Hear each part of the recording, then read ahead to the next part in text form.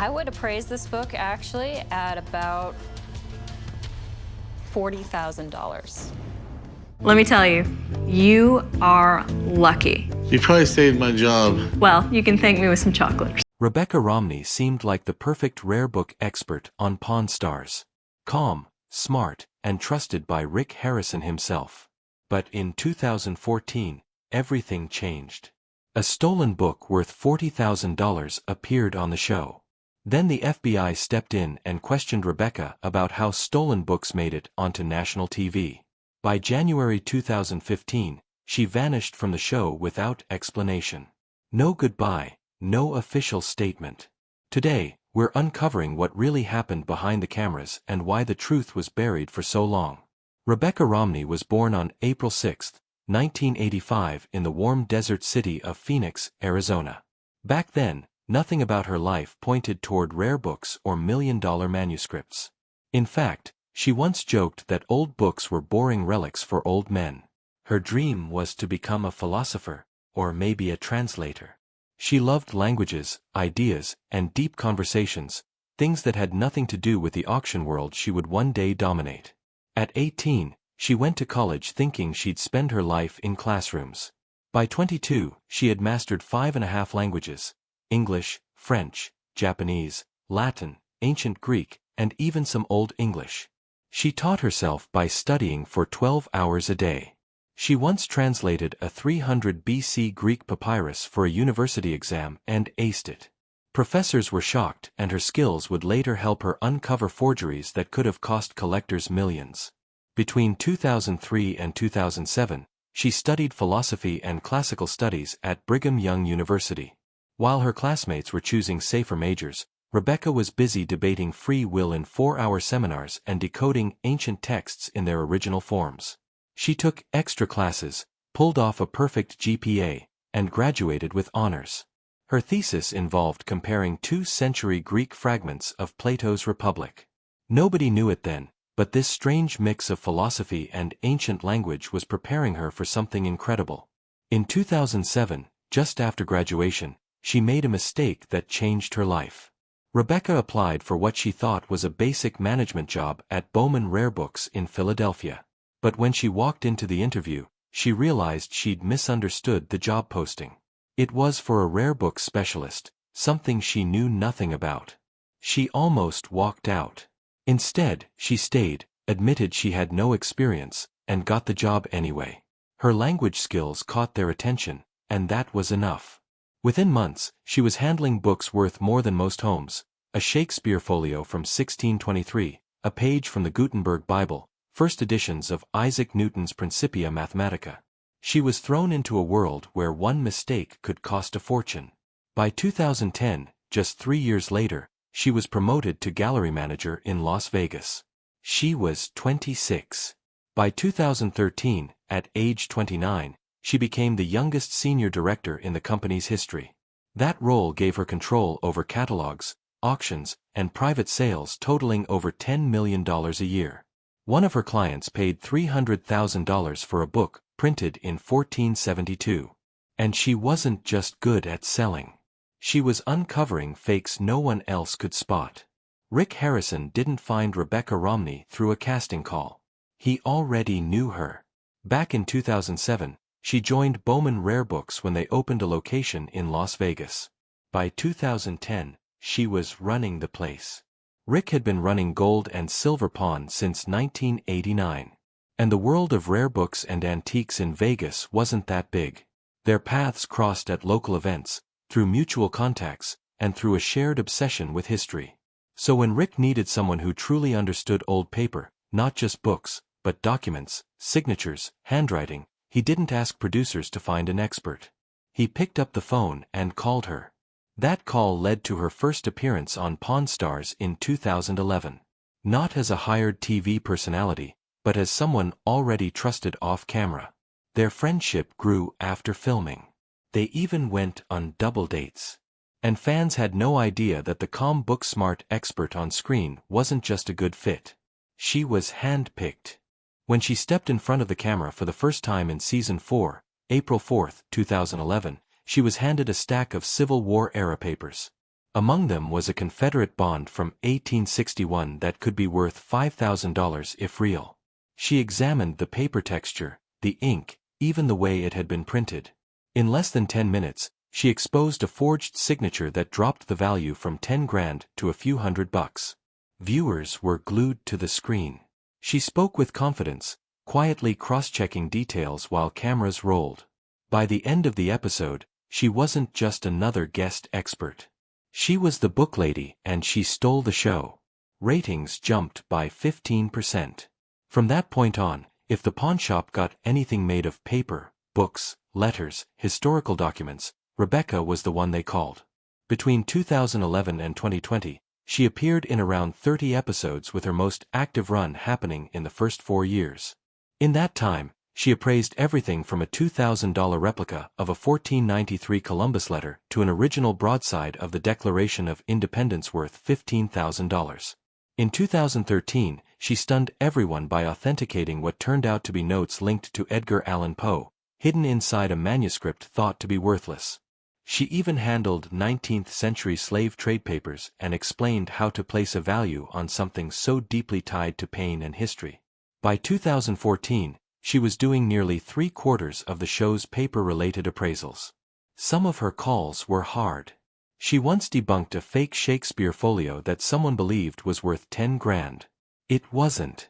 What made her stand out wasn't just what she knew. It was how she delivered it. Rebecca never raised her voice. She never looked rattled. She could drop a bombshell like revealing that a $50,000 book was part of a forgery ring from the 1800s and still sound like she was calmly explaining what's for lunch. That became her thing. While other experts made a show of their excitement, she kept everything steady and clear. In 2012, Chumley almost lost his job over a book he bought without checking anything.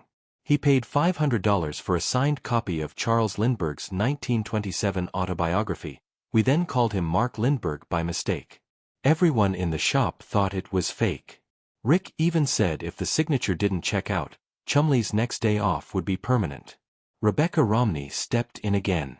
She pulled out a verified copy and compared the signature, pointing out how Lindbergh had changed his autograph style as he became more famous. Turns out it was real. She valued it at $1,500, triple the price Chumley had paid. Not only was it a solid profit, it also saved Chumley from being fired. One tiny signature turned a near disaster into one of his rare wins. Another time, someone came in with what looked like Revolutionary War bonds, claiming they were worth a fortune. But when Rebecca took a closer look, the truth was far stranger. These weren't revolutionary, they were Confederate, and they weren't just rare. They were missing. These documents had vanished after the Civil War ended in 1865. They were linked to stolen Southern assets that were loaded onto the USS Republic, a ship that sank in a hurricane that same year. The wreck was discovered in 2003, and by 2005, some of its corroded contents had been recovered.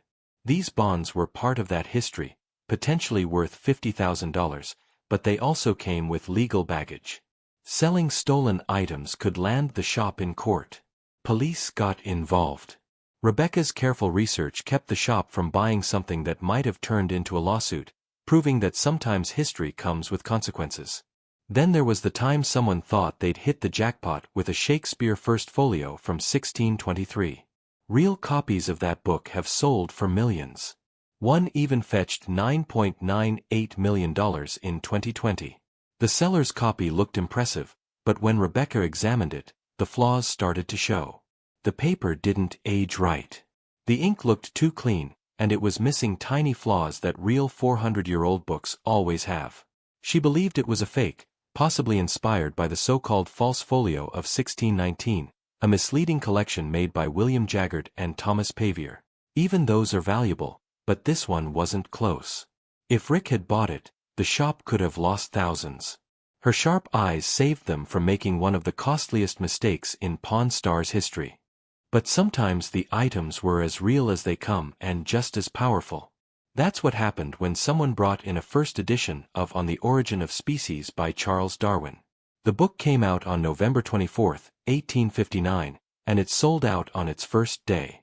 Only 250 copies were printed. Rebecca took one look at the green cloth binding, the diagrams, and the ads dated June 1859, and she knew it was authentic. She valued it at $75,000. The impact of Darwin's book couldn't be overstated. It reshaped science and religion forever. Even Copernicus and Newton hadn't caused such a shock.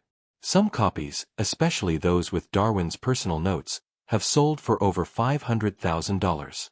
Later editions aren't nearly as valuable. For example, the 1862nd edition, where Darwin removed his odd whale bear story, is only worth around $9,500. But that first printing changed everything. And this one sitting in the shop was the kind of find that most collectors dream about. Between 2011 and 2015, she became a fan favorite, especially after she evaluated a first edition of Frankenstein in an episode that lit up online forums. That book was worth $20,000, and so was the reaction it triggered. People started calling her the book whisperer, and she quickly gained tens of thousands of followers. Viewers begged producers to give her more screen time. Some even asked for a spin-off. But not everything was perfect behind the scenes. In 2014, an episode of Pawn Stars aired that would quietly set off one of the show's strangest and most unsettling rumors. A man walked into the gold and silver pawn shop claiming to have a rare 1841 edition of the Book of Mormon.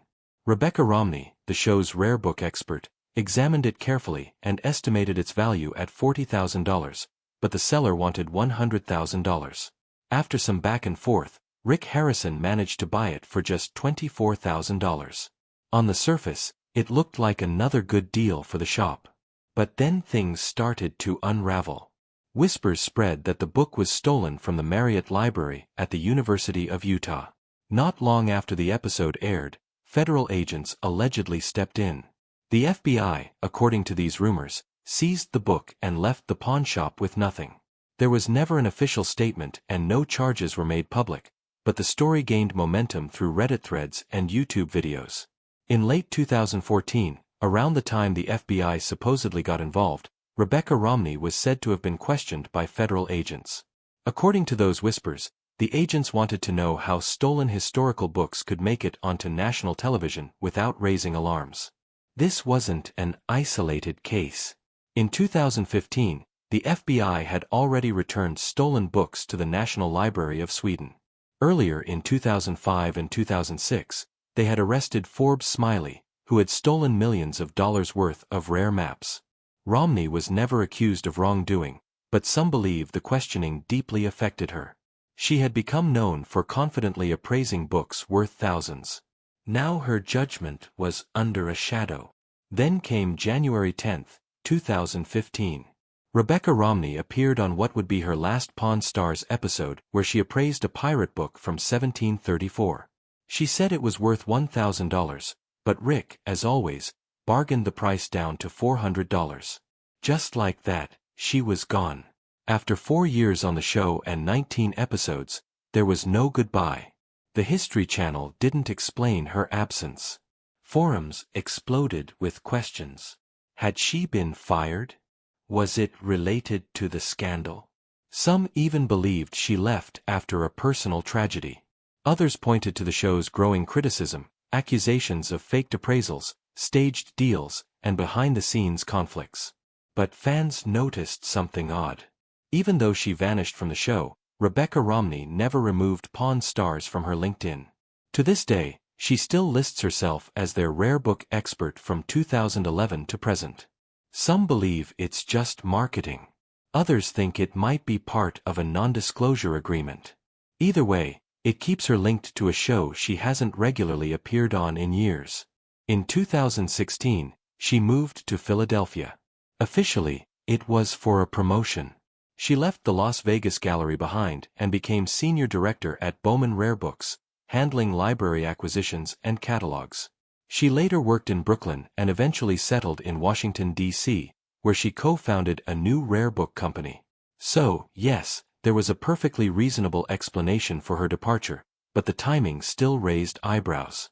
Why did the move come just months after the Book of Mormon scandal? Was it really just career growth, or was something else going on behind closed doors? By 2022, fans got a brief glimpse of her again. In a special episode of Pawn Stars Do America, she rejoined the crew in Washington, D.C., and appraised another pirate book. Her chemistry with the team hadn't changed. She teased Chumley. She joked with Corey, but it only made her long disappearance more confusing. In 2016, Rebecca Romney married a man who shared her love for books, J.P. Romney, an author and historical researcher. What made the story even more unusual was that J.P. had family ties to one of the biggest names in American politics. He was distantly related to Mitt Romney, the man who ran for president in 2012 and pulled in nearly half the nation's votes. Through this marriage, Rebecca found herself loosely connected to a dynasty that included former Michigan Governor George Romney, who held office from 1963 to 1969. But despite all these links, she's never met Mitt Romney.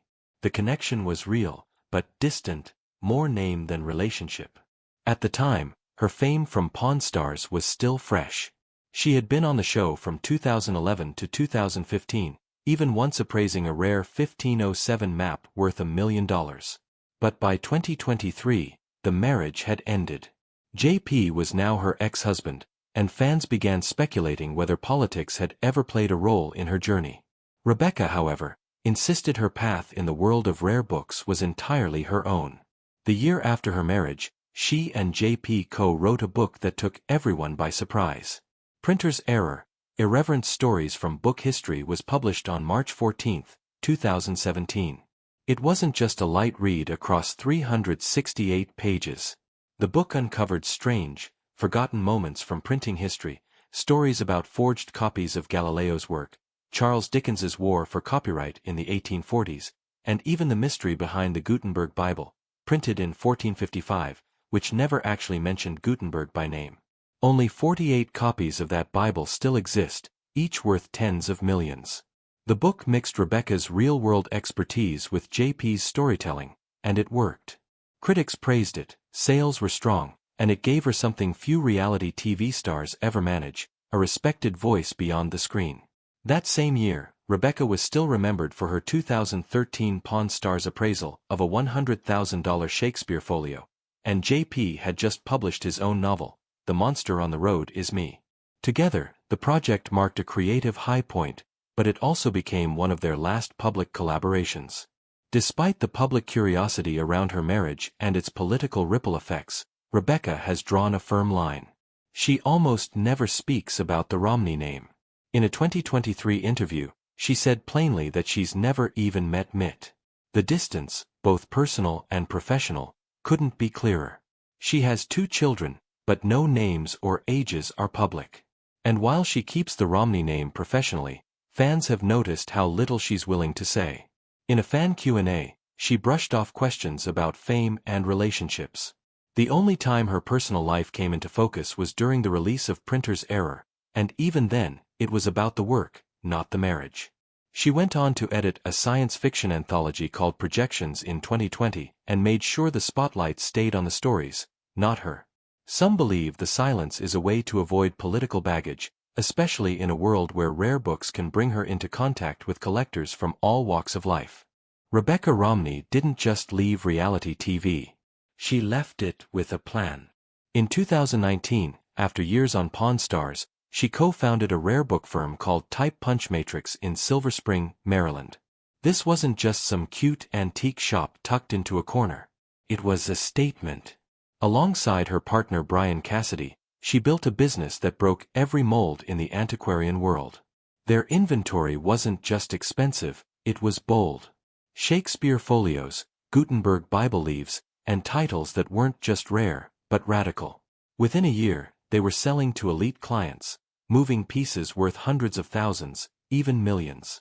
And in a field mostly run by older men, Rebecca stood out, sharp, vocal, and unafraid to challenge the rules. But her rebellion started before that. In 2017, she and Heather O'Donnell created the Honey and Wax Book Collecting Prize. $1,000 every year to women under 30 who had put together the most original surprising book collections. They didn't care how much the books cost. They cared how much they meant. A tattoo artist won in 2023 with hybrid botanical works. A national security analyst won in 2024 with a military-themed set. Rebecca had noticed something unsettling. Women were passionate about collecting but hesitant to call themselves collectors. This prize changed that. Backed by Biblio and Christie's, it gave them visibility, confidence, and a real place in the rare book world. By 2025, it had honored 9 women and inspired countless more.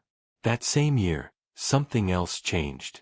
Rebecca released Jane Austen's bookshelf on February 18, 2025. It wasn't just a book. It was a literary bombshell. It tore into what she called the Great Forgetting. The way women writers who shaped Austen's world were erased from history. Frances Burney, Anne Radcliffe, Charlotte Smith. These women were once best-selling names with print runs in the thousands. Now, most of their work is out of print. Rebecca dug deep, revealing that only 10 to 15% of 18th-century novels by women survive today, compared to 40% for men. She didn't just name the problem. She showed the proof book by book, number by number, and readers listened. The New York Times called it sharp and fearless. The Washington Post said it was thrilling. The Guardian called it instinctive and electric. In just a few weeks, it sold over 20,000 copies. And what shocked people most? Rebecca admitted she hadn't heard of most of the women she was writing about. Not during her degree, not even during her time as a rare book dealer. She'd read the men, Richardson, Fielding, but she'd never read Charlotte Lennox or Maria Edgeworth, even though Austen had. That realization hit her hard. Her entire education had quietly erased these voices. And if someone like her hadn't seen it, how many others had missed it, too? So, she started collecting. In 2015, she began searching for original editions by the women who shaped Austen: Frances Burney's Evina from 1778, Radcliffe's The Mysteries of Udolpho from 1794, Charlotte Smith's Emmeline from 1788. These weren't easy to find. Many were lost or dismissed as sentimental or frivolous because they were written by women. She flew to auctions, hunted through estates, and once battled bidders for a 1759 copy of The Female Coyote by Charlotte Lennox. By 2025, her collection had grown to over 50 rare books, each one a resurrection. She didn't just stop at collecting. She used those books as evidence. She tracked how many were printed, how many survived, how critics treated them. She found that women's books were far less likely to be saved, reprinted, or taught in schools. Even though Radcliffe helped inspire Poe, Shelley, and the entire Gothic tradition, her work was left out of the canon. Frances Burney sold 3,000 copies in the 18th century, but disappeared by 1850. And Charlotte Smith's poetry helped shape Wordsworth's career. Yet, she faded into near silence. Rebecca used these patterns to show how sexism wasn't just in reviews. It was baked into the survival of literature itself. Rebecca Romney's story doesn't begin in an old library. It begins under the neon lights of a Las Vegas pawnshop where she first appeared as a rare book expert on television. But somehow that unlikely beginning took her into the most exclusive rooms in American bibliophilia. One of them is the Greuer Club in New York. Founded in 1884, it's the oldest and most elite society of book collectors in the country. Only 825 people worldwide can call themselves members. And yet in May 2025, Rebecca will be there delivering a lecture titled Jane Austen's Bookshelf, Collecting as Investigation. That talk began with a single moment in 2023 when she stumbled across a Victorian edition of Evina by Frances Burney. That book changed everything. It led her down a path of uncovering the women who once inspired Austen, but were mostly erased from the canon.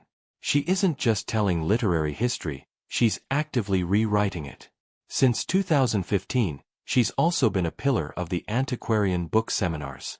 Every year, more than 100 aspiring rare book dealers gather to learn from her.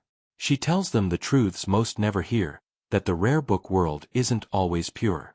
She speaks openly about the Thomas J. Wise forgeries of the 1930s, a scandal involving more than 50 fake first editions that fooled experts for decades.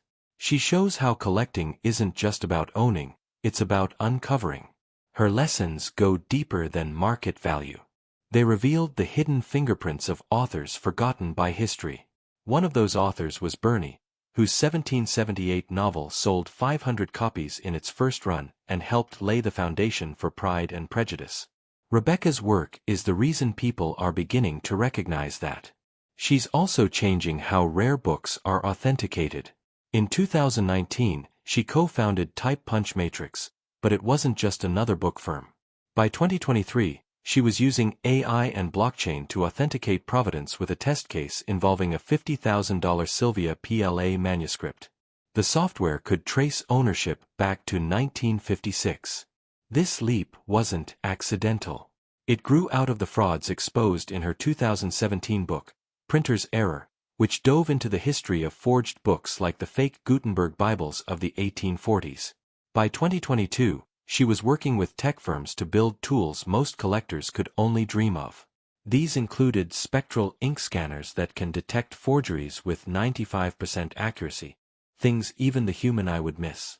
In 2024, one of these tools uncovered a forged Columbus letter from 1493. And she didn't keep these tools locked away. She brought them into her seminars. Over 200 dealers learned how to use them in the past year alone. Techniques once confined to the Smithsonian were suddenly in everyone's hands. She even started working on VR simulations that allow people to handle rare books digitally without ever touching the real thing. It's not just preservation, it's transformation. But her ambition didn't stop there. By 2025, she's expanding Type Punch Matrix into museum consulting. From a humble $100,000 startup in 2019, the company has now appraised over 1,000 rare items worth more than $10 million. One of those was a 16th-century manuscript shown at the Boston Book Fair in 2023. Another was a lightning-fast sale in 2022 when she helped the Lilly Library acquire 2,000 romance novels for $250,000 in just 16 hours, a record in the field. These aren't just business wins, they're statements. Her consulting now focuses on getting overlooked voices into institutional collections. In 2024, she helped curate an exhibit spotlighting 18th-century Black writers. Her team in Silver Spring, Maryland, now includes 10 people. If her consulting model succeeds, it could bring in $2 million a year through museum partnerships alone.